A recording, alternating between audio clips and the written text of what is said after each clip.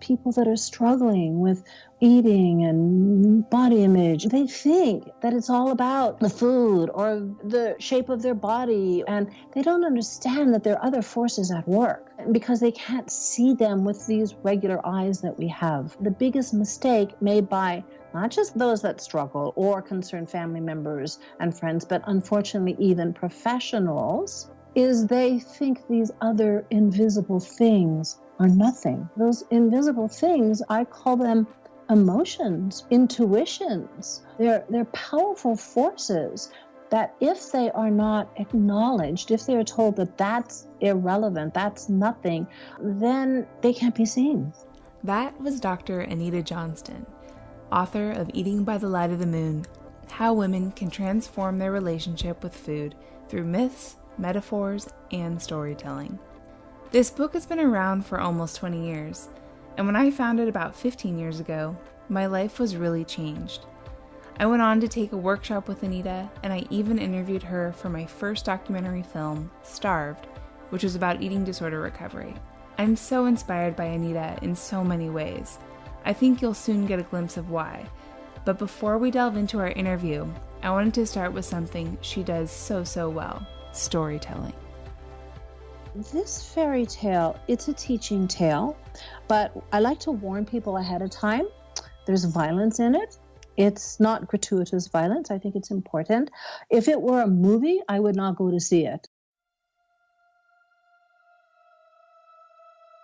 There was once this king who'd been on a hunting expedition, and he'd been gone a very long time, but it had been a very successful hunting expedition. When the hunting party came galloping into the castle, they were met, as they always have been, by the king's most loyal companion, the dog.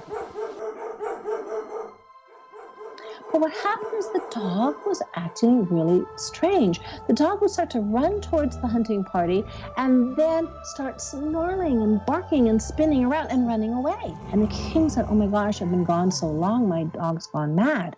So he started chasing the dog through the corridors of the castle. The dog all of a sudden stopped abruptly at the entrance to the nursery of the king's firstborn. And to his horror, the king saw the dog's muzzle covered with blood. And when he stepped into the nursery, he saw the walls were splattered with blood. And there across the room was his infant's cradle overturned. He was enraged at the betrayal of his best friend. He pulled out his sword and plunged it into the dog's heart. Immediately, he heard a cry across the room. And there, beneath the carcass of a dead wolf, was his infant child, totally unharmed. Now, isn't that like the worst story you've ever heard? Yes. There's like a pit in your stomach. And with these teaching tales, they're designed to be emotional because this is how the message gets into the psyche. The different characters represent different aspects of ourselves. So the dog in the story is our body. It's our most loyal companion. It's our best friend that will be with us from the day we are born until the day we die. But what happens is when we sense, oh, there's something wrong, we immediately make an assumption that the problem is our body. The infant, that is our unique self. That is the part of ourselves, I call it our soul self, the most unique aspect of our being. What happens is there's a wolf that preys on that. The wolf is the inner critic. It's that inner voice that says there's something wrong with you if you don't look like and act like and talk like and behave like, and especially look like everybody else. And to make matters worse, this inner critic wolf hangs with a whole pack of media wolves, right? Right. All preying on the most unique aspect of our being.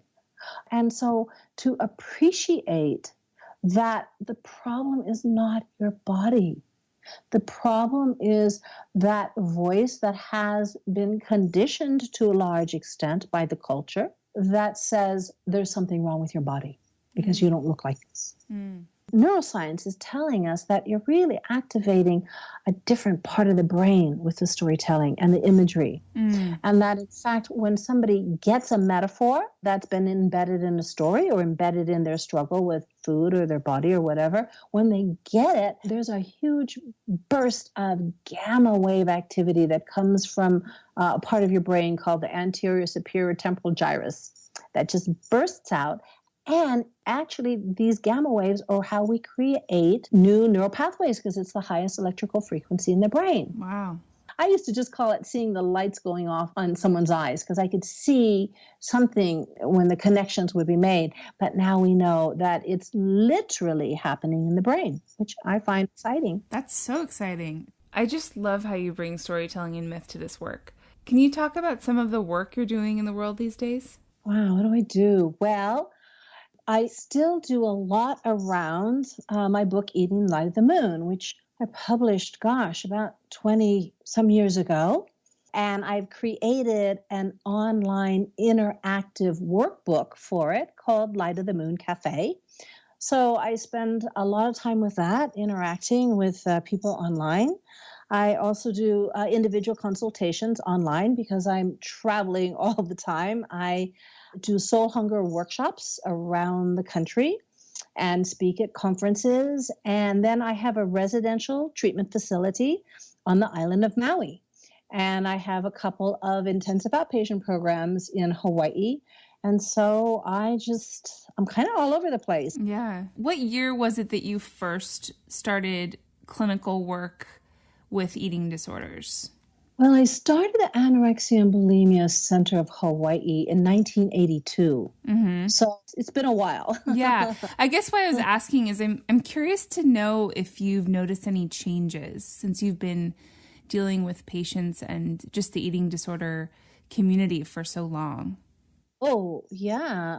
Well, there's been a lot of changes, certainly in understanding the nature of eating disorders.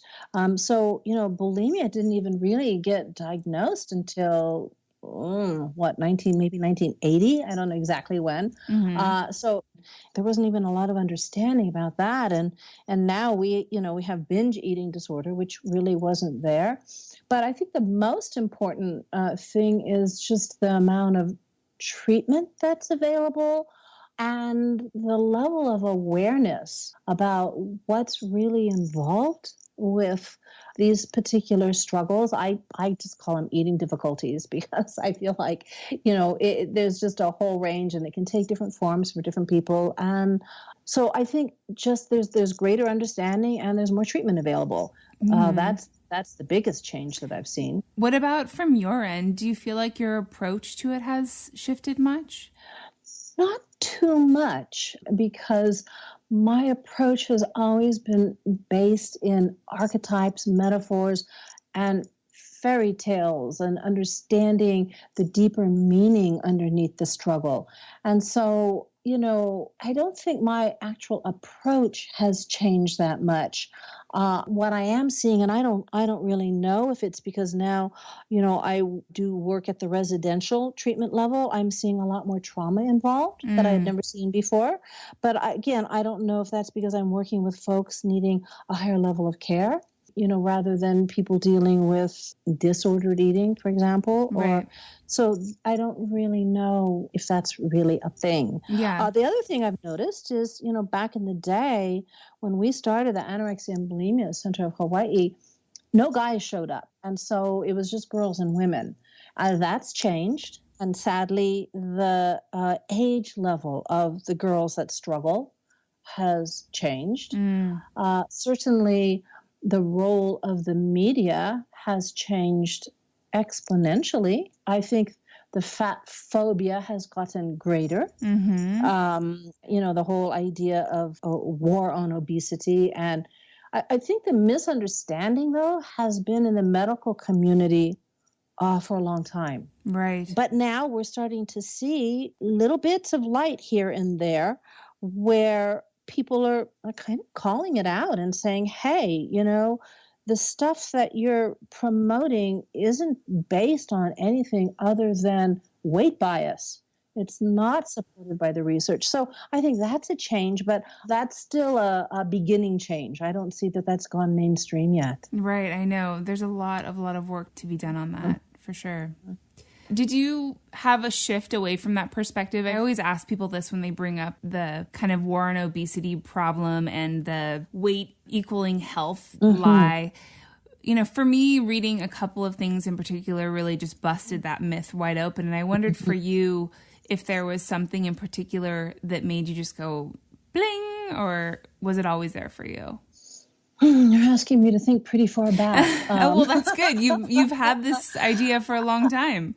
I think I've always celebrated it. I mean, I remember hearing Deb Burgard a long time ago and going, yes, you know, she's got it. Right. So I think it was more like when I would recognize voices of sanity. In Hawaii, you know, there were lots of people of different ethnicities and different sizes that were actually quite healthy. And so trying to compare, for example, someone's genetics that maybe would be Samoan or Hawaiian compared to maybe somebody whose background was Japanese or Chinese, it's like you could see that you really couldn't even compare the two. Right. There's just a difference. And so I think growing up with that and seeing that, I don't know if I ever fully bought into the weight is unhealthy. I mean, I certainly remember hearing it.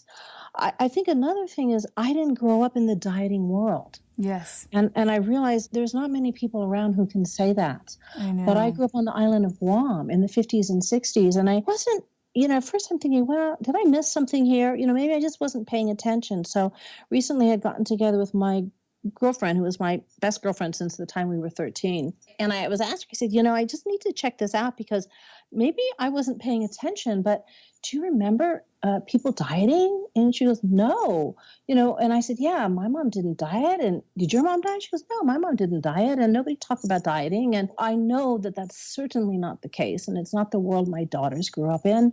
But I think it was a little different for me. Yeah, I think so too. It's definitely on my list of questions to talk more about your upbringing, because I know a lot of people in your field of work came out of eating disorder struggle and struggle with food and body, but your story is different. And I should have had an eating disorder. Yes. I had the right personality for it, but I think it had a lot to do with where and when I grew up. Right. And so that in some way insulated me. And it was timing because I have a sister who is younger who did develop an eating disorder, but she was significantly younger. Mm-hmm. So things changed fairly rapidly, I think. Right.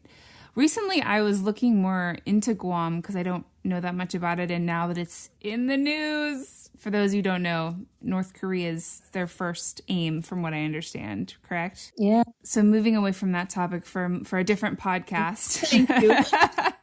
The thing that I didn't realize about Guam is it is really small. It's only, is it 30 miles long? Is that correct? 30 miles long and 4 to 10 miles wide. And I lived there till I was a junior in college. Can you kind of describe the culture of Guam, or the culture, I guess, that you grew up with Guam? Well, I'm part Chamorro. So Chamorro are the indigenous people of the island. My mother is from what we call the States. Mm-hmm. She's from Maryland. But my dad was born and raised on Guam, and my grandmother was a very strong Chamorro woman who, during World War II, the island was occupied by the Japanese, and she led the underground resistance movement. So I grew up with a very strong, powerful, matrilineal culture. She started the first Girl Scouts, the first high school, the first Red Cross. She introduced me to the concept of privilege. It's interesting to me now, everyone's talking about it, but from the time I was little, I was informed that I was privileged, primarily because I was part Chamorro and part American, and I was white, and I was articulate, and I could speak English. She repeatedly would say, okay, Anita, you're not here on this planet just to take up space. So there was this very clear message about what the privilege was, and that you were supposed to use it to help other people. So for those who don't know, your work is so centered in story, and I just see you as someone that's totally in love with story and myth. And it's such a culture of your work. And I wonder if that in any way came from that background. So in my household, there was an old Chamorro woman. She didn't even speak English. She lived with us. And there was an old Filipina woman. And I grew up with storytelling. And in different ways, I grew up with the stories of heroism during the war, what my family members did. And then I also was told stories as a way of conveying morals. I didn't really think anything of it until I had my own daughters. And then we had a long drive to get them to school by now I'm living in Hawaii. So to entertain them, I would just start telling them stories. And I realized every story I told, they thought was fantastic. So I didn't worry about making mistakes or anything like that. And I would do teaching tales. I'd kind of make them up. If they were squabbling, I might, make up a story about kids who were fighting and what had to happen and, that type of thing. Right. And then with my clients, I started using metaphor and stories to help them understand, these deeper struggles. And so I didn't fully come into it until I started realizing, oh, wait, I can use these stories to help my clients understand what's going on at a deeper level. There's a story that you told me about living in Guam that has stuck with me for so long that I'm going to ask you to tell again. But can you even guess what I'm going to say? No, I haven't yet. Before I do, though, have you heard of this study? I think it was done in Fiji, where there wasn't eating disorders in Fiji until television was brought to the island, which was pretty late. Right. Was that a similar experience to Guam? Well, for me, remember, I'm a lot older. So when I did grow up, yes, there was TV, but it was black and white. It was one channel and it was ridiculous. I never watched it. It was, so I didn't grow up watching TV. And so to this day, it's not ever something that occurs to me to watch TV. It's just not in my thought pattern. Right. So in terms of the media, there was 17 magazine, Ladies' Home Journal or Good Housekeeping. There was a magazine called True Confessions, but it didn't have many images. It had just these sordid tales, of what happened to people. So there wasn't certainly the kind of media influence like my daughters grew up with, and now they're fully grown. I look at now what's available, and it's mind-blowing. Yeah, it is. I know. I have 2 daughters now, and I just feel like I'm constantly bracing in some ways. Yeah. How do you inoculate them? Yeah. Of somebody else's ideas? Because images are as powerful as words are. Imagery can be even more powerful. Absolutely. Absolutely. I know. I mean, I think that's a lot of the reason why I'm doing this podcast and trying to shift some of the images that are out there. Well, that's why I work with metaphors, because if a picture is worth 1,000 words, a metaphor is worth 1,000 pictures. So it's like, those are the pictures you create with your mind's eye. So they're super powerful for that reason. Yes. Okay. I want to talk more about that. Before I do, let's not forget the story that you've told me. And I hope you'll just tell it to the audience in the way that you told me, which is the story about Guam and your sister and Dairy Queen. Oh, okay. Do you remember this? Yeah. Okay. It's a story that I use as an example for how all of us, when we're having the urge to eat something or binge on something, when we're not physically hungry, that there's meaning to that. And it's symbolic meaning. And so my story is, this is when I had a private practice in my home in Hawaii, and I was sitting around and I got a craving for a vanilla cone dipped in chocolate. And I did what I, normally do and suggest my clients do, is I checked in to see if I was physically hungry. And of course I was not. I just had lunch, and yet that voice starts, like vanilla cone dipped in chocolate, vanilla cone. And so then I did the other thing that I would often suggest my clients ask is whenever you feel the urge to eat something and you're not physically hungry, which is to ask yourself, what's the feeling I'm trying not to feel? Am I still ticked off at, the person who cut me off on the freeway? Am I worried about this upcoming parent-teacher meeting? Am I concerned about something my boss said? Am I ticked off at something my husband did? Or, I do a scan. But I came up with the answer that most people come up with when they ask that question, which is, I don't know. I feel fine. And so I thought, okay, what's going on? And I couldn't figure it out. So I did, again, what I recommend. I don't ever recommend things I'm not willing to do myself. The other thing I recommend is if you can't figure it out, go get the food and eat it, though, consciously and deliberately, not like with diet mentality, like, okay, this is it. I'm never going to have it after tomorrow. I'll never do this again. It's like, no, just eat it with the intention of seeking what's the meaning in it, because it's not connected to, hunger and satiety. So that's what I did. So I'm eating bite by bite, going, okay, what is it? What is it? I'm trying to tune in. And finally it popped. I went, oh, Dairy Queen. Okay, so to see what Dairy Queen meant for me, when I was a little girl, growing up on the island of Guam in the 50s and 60s, there were only 2 fast food restaurants, and one of them was Dairy Queen. And every Sunday after church, my dad would take all of us kids, there were 7 of us, to Dairy Queen, and I would get a vanilla cone dipped in chocolate. Now, if you fast forward to what was going on in my life at that point in time, 9/11 had just happened. And I'd seen all those images on the TV, and every fiber in my being wanted to shut down. But I couldn't shut down because I had clients who had been in those buildings, and I had clients who had loved ones in those buildings. And so I had to find a way to stay open. So what was going on for me is I was hungry for the time that I was a little girl and I lived on a little island where nothing ever happened. And I went, oh, hallelujah, I got it. So then I went in to see my next client. And she came rushing in and she was freaking out. She said, oh my God, you're going to have to help me. I'm going to gain that 40 pounds I lost. And I'm eating all this vanilla ice cream. I don't even like vanilla ice cream. I like chocolate ice cream. And I said, well, so why are you eating vanilla ice cream? And she said, well, I had a party and I've had this big tub from Costco in my freezer all this time. But now I can't stop eating it. I said, well, was there ever a time you liked vanilla ice cream? And she said, get this, Dairy Queen. This is where I think self-disclosure is so important. I said, well, let me tell you what I just did. And it popped it for her. She got it. She got what the meaning was. And then that night I was talking to my sister on Guam on the phone, and I was laughing and I was telling her what I did. And she went, oh my God, that's why I did it. And I said, what? She goes, I drove across the island in rush hour traffic to get to the last Dairy Queen that's still there because I just had to have it. Now, she had her own health food store with her own little frozen yogurt things, but no, she had to have that. So I think it's important for all of us to understand that there's a meaning in what we do. And just because we can't always see the meaning, it doesn't mean that it's not there. And sometimes that meaning is quite profound, but it's unconscious.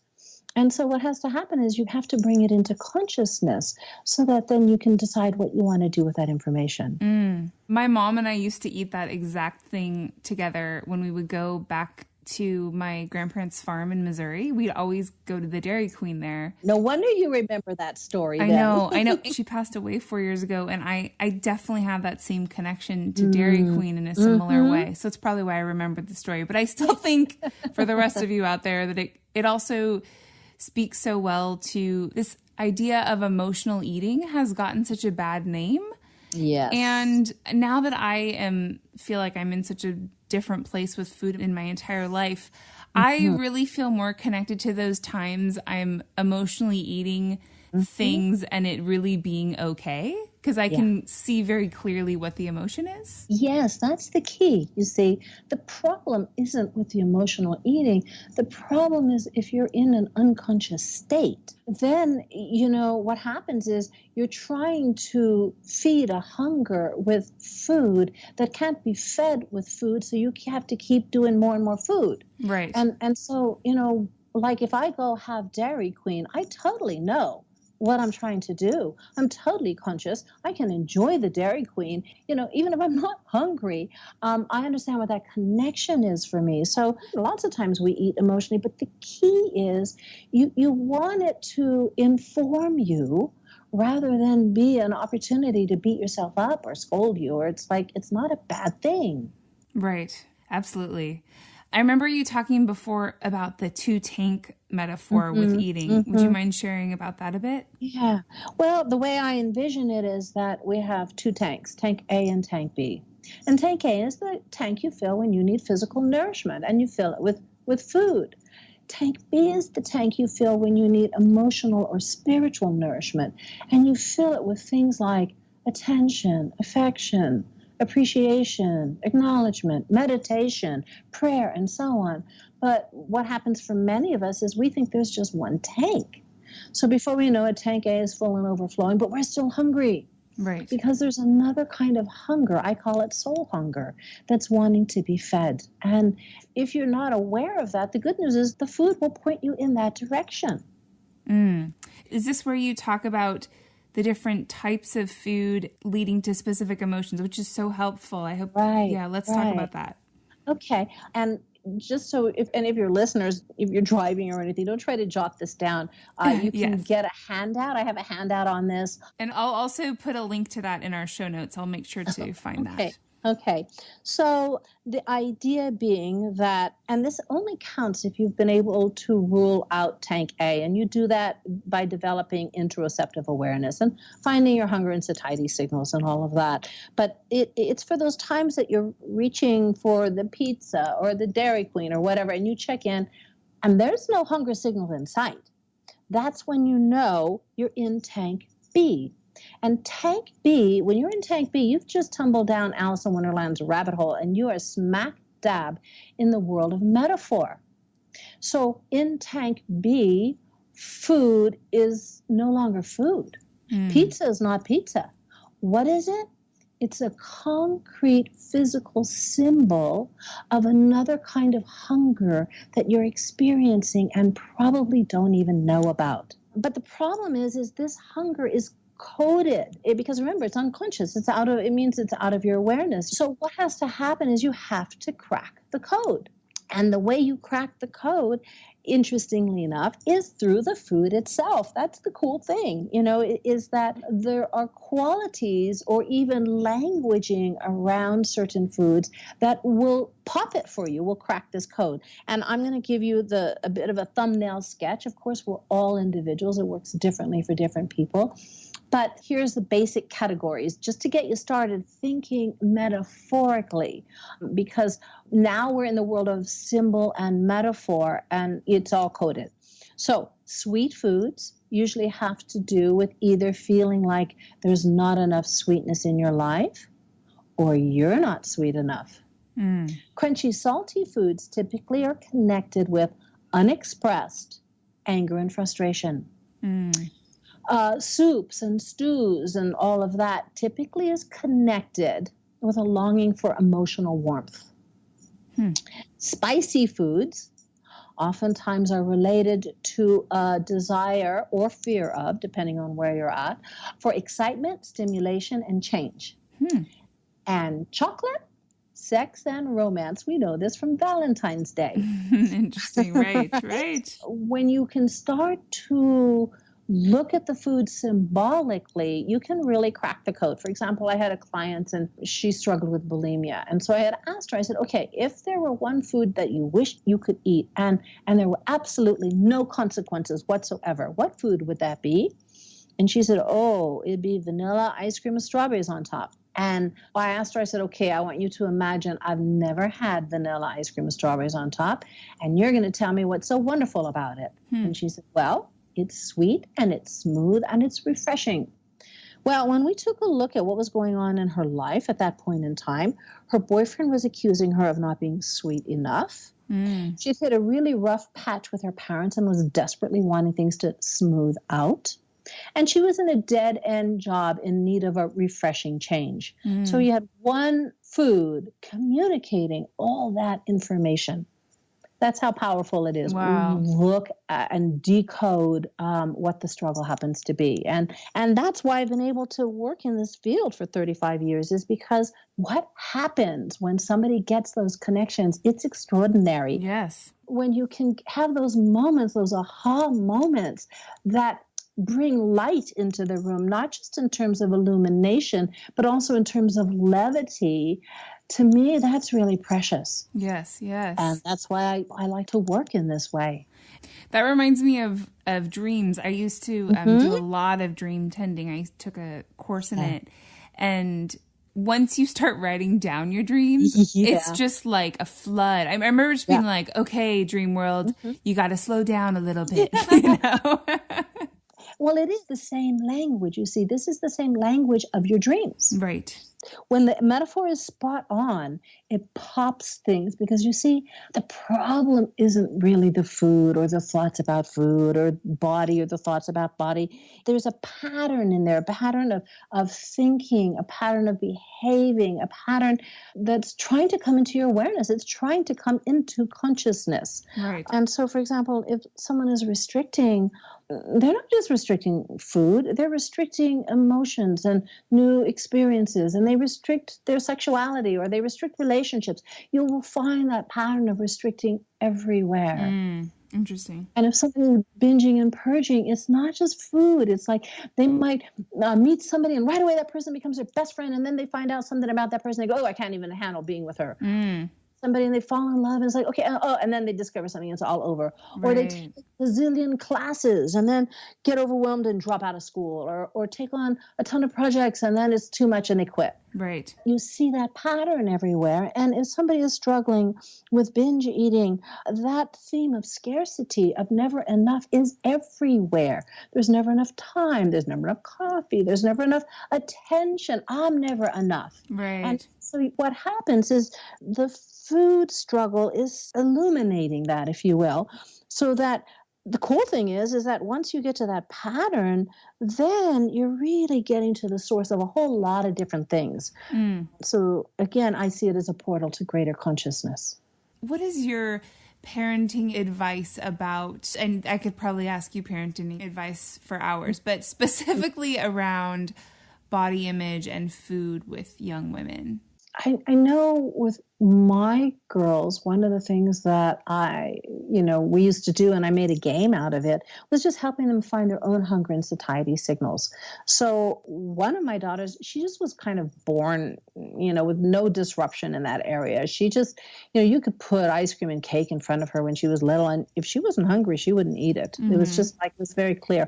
My other daughter, if she was full, she would just take the food and rub it on her belly. It's like, she's wise to kind of get into it. And so I remember we made a game of just finding your hunger and satiety signals at the dinner table and just finding them and where are they. And I'll never forget one time we went on a trip and there was this big buffet in the hotel, and my daughter later came and said, "Oh, Mommy, I ate all the way up to here," pointing to her forehead, rather than to here, pointing to her belly. And it was just information. Yeah. And I think that's important, rather than, helping them find and read and respect their own body. Yes, yes. That's so sweet.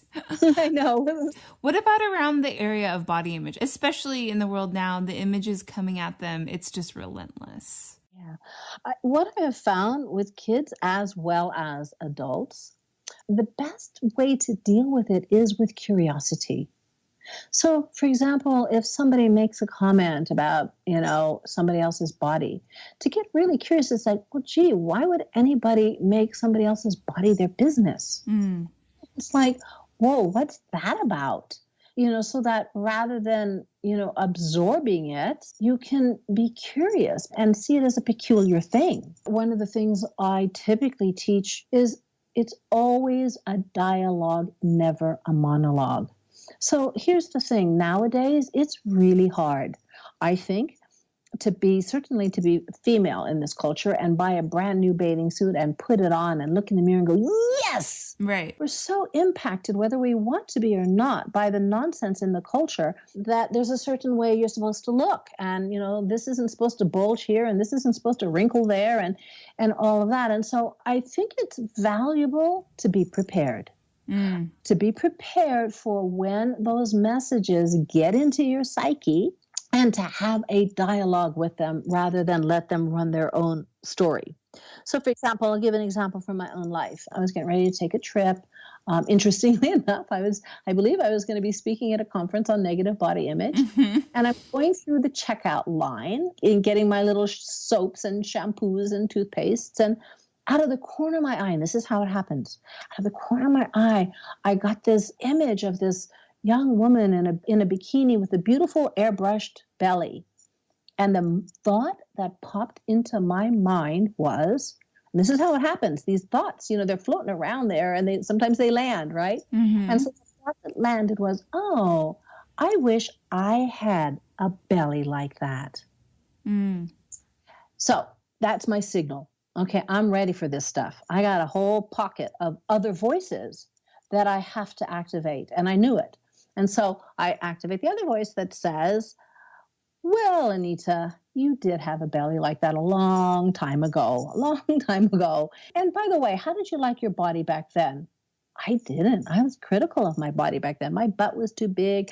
My boobs were too flat. I mean, I had too many pimples, whatever.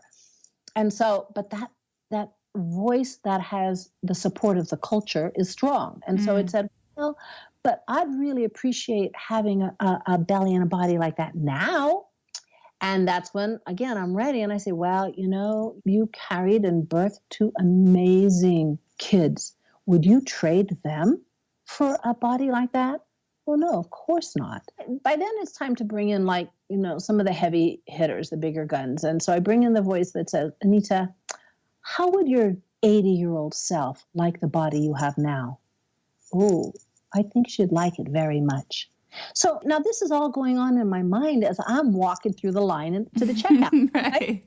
This happened in seconds. You have to understand the massive amount of money and psychology that has gone into getting us to be unhappy with our physical appearance because people want to make money off of us feeling bad about the way we look. Right. Now, it's helpful to know that, but you really need to appreciate tons of money has gone into kind of getting these thoughts to land in your mind. And you simply need to be ready for them. And to me, that's what consciousness is to know in the moment that you're being manipulated and have a dialogue with that rather than just letting it absorb. Yes. I'm also hearing, which I think can definitely be transitioned to talking about children too, is activating the voice of an activist, that conscious consumer that's mad, and you have a place for that anger to go instead of internal. And especially with adolescents, they don't like to know they're being manipulated. Yes. Again, I grew up at a time where, of course, before photoshopping or airbrushing or any of that. And so, we knew nobody looked like Betty and Veronica, in the Archie comics. Right. Nowadays, we're not ever seeing real images. Those aren't real people. And so I think that's important to educate children that those images aren't real. Right. They look real, but I think letting kids know they've been altered and that you're being manipulated into thinking that this is what a human is supposed to look like. And if you don't look like that, there's something wrong with you. Right. Absolutely. The last thing I wanted to talk to you about, I did that workshop with you. I don't know if you remember about the three. Well, I know Jung talks about it as the three goddesses, right? So the maiden, the mother, and the crone. And I think it's not talked about enough as I'm now 40. I mean, seeing the body image world now through the eyes of ageism. And I'd love if you would maybe just talk a little bit about the metaphors in those three archetypes and then what you like to teach from them. Okay. Well, to understand that an archetype is like a giant metaphor. According to Jung, it's a concept that crosses all culture and all time. Now, in fairy tales, which are like collective dreams, and that's why I use a lot of fairy tales in my work because they hold incredible wisdom in them, especially because there were times that people were burned at the stake for this information. So they got embedded in the fairy tales, but also because they reflect aspect of our psyche. And so in the fairy tales, though, with regard to the feminine principle, which is not gender, by the way, the feminine principle, which is the emotional, the intuitive, the instinctual, the relational part of ourselves, when it shows up in our dreams, it shows up in the form of females. So that's why they use masculine and feminine. Other cultures might use yin and yang and other languaging. So with the feminine principle in fairy tales, typically you had the maiden, the mother, and the crone. And as I got older, I started realizing, wait a minute, how come I totally got the maiden phase in my life and the mother phase, and yet I was leaving the mother phase, and how come I didn't feel like a crone? And I have nothing against, crones are like cosmic, they're amazing, but I couldn't feel it. And then I realized, oh, that's because women used to live, and men, only till age 50. And times have really changed since then. So I thought, well, you know what? There's another archetype in there.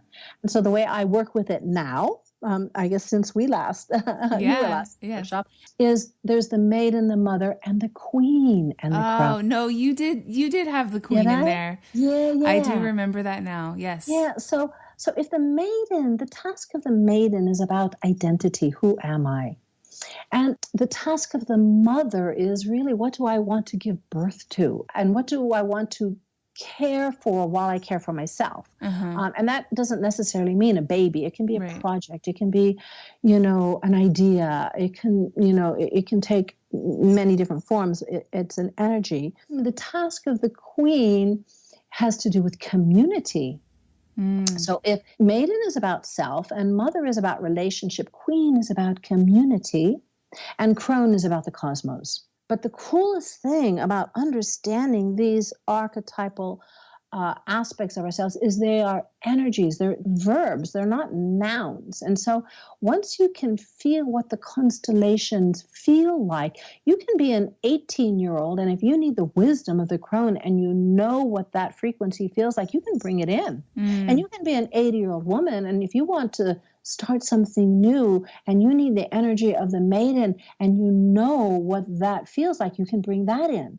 And so even though these are connected to phases in a woman's life, they are also archetypal faces of the feminine principle as it exists in all of us, men, women, trans, whatever gender you happen to identify as.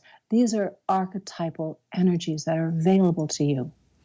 Do you think that our culture places the most value on the maiden? Yes, in a lot of ways, and yet it distorts. Right. So then what happens is the only form of power, for example, is the physical form of the maiden, but even then that body has to look more like a boy's body, with buttons of steel or six-pack or whatever. Yeah, or tight thighs that don't touch, this kind of. So, for me, every single one of those phases has been impacted by the culture we live in that doesn't give the proper value or support. And so it's all kind of jumbled up. It's interesting because when you said mother, which is definitely where I am right now, I hopefully will be a queen soon. But that when you said, like, what are you giving birth to? It kind of brought tears to my eyes and made me a little shivery because I was thinking about the conversation I'm having with so many women in my age group right now. And a lot of them are actual mothers to children that we are collectively experiencing that idea, like, who am I now? Because for those of us who are mothers to children, it's like you've given every ounce of who you are to them, and now you're like, well, I only have half an ounce left. Who do I want that to be? What do I want that to be? And it feels like this. It's an identity issue, actually. Because we haven't been given these different archetypes to celebrate and to look forward to. So we don't quite know how to maneuver. I remember my daughter, she came home one day, I think she was a teenager, and she said, I was talking with my friends and we were all having this conversation and they were talking about how their moms are so afraid of getting old. And I said, oh, what did you say? She goes, oh, I told them that my mom, she's not afraid of getting old because she's excited about becoming wise. Oh, my goodness. Now, I did not tell her that, but that was the truth. I feel like that's one of those moments where you should just, like, give yourself an internal high five that you did something you did some really good parenting that your daughter came up with that. When you have a model for what that looks like, then it transforms you. And it's not even a matter of having to teach your kids or say anything. Once you embody it, it's a done deal. Right. There's no teaching to be had. It's just truth. It's osmosis. Yes. Absolutely. It never works to say, do as I say, not as I do. We learned that humbling experience really quickly. So I think one of the things I like to say to moms is, if you want to have an impact on your kid, your primary work is with yourself and really embodying and living from those values. And it's not easy, by the way. Oh, Anita, you are a treasure. Aw, that's sweet. Yes, I'm just so grateful to talk to you again and for all that you do in this world. Thank you. It's always a pleasure to connect with you. It's someone who gets it. It's like, yeah. Well, thank you so much for your time, Anita. All right. Bye-bye. As always, thank you for listening today. I hope you will be in touch with your thoughts on the show or even for future shows. You can find me on Instagram, Facebook, and our website, everybodypodcast.com. Please tell me your stories because this podcast is for everybody.